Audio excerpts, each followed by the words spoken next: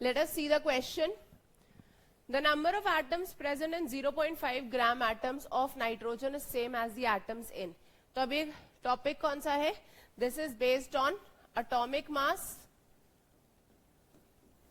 Atomic mass concept का question है. Question में पूछा है कि 0.5 ग्राम एटम्स ऑफ नाइट्रोजन अगर आप कंपेयर करो तो इनमें से किसके इक्वल है. तो एटॉमिक मास एंड आप इसको बोल सकते हो मोल कॉन्सेप्ट.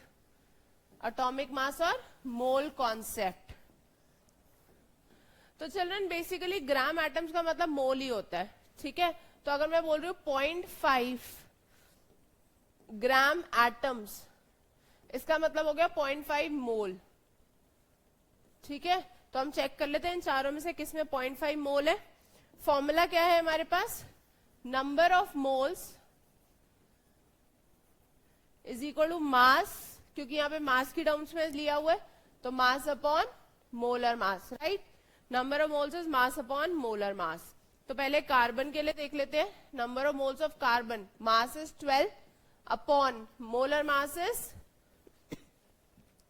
मोलर मास क्या है हमारे पास यहाँ पे 12 विच इज 1 मोल. तो अगर मोल सेम है तो एटम्स भी सेम होंगे.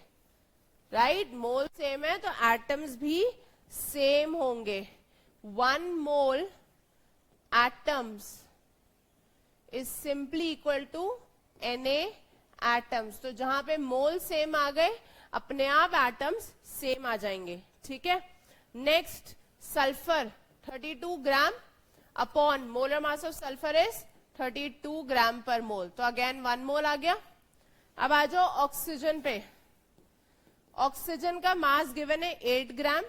मोलर मास ऑफ ऑक्सीजन है 16 ग्राम पर मोल. तो कितना आ गया? 0.5 मोल. और लास्ट है magnesium. Given mass 24, molar mass 24 gram per mole. So answer is 1 mole. Nitrogen के इक्वल किसके मोल आ गए हमारे पास? ऑक्सीजन के मोल्स इक्वल आ गए. जब मोल इक्वल आ गए तो एटम्स भी ऑक्सीजन से इक्वल आ गए. Answer is option C.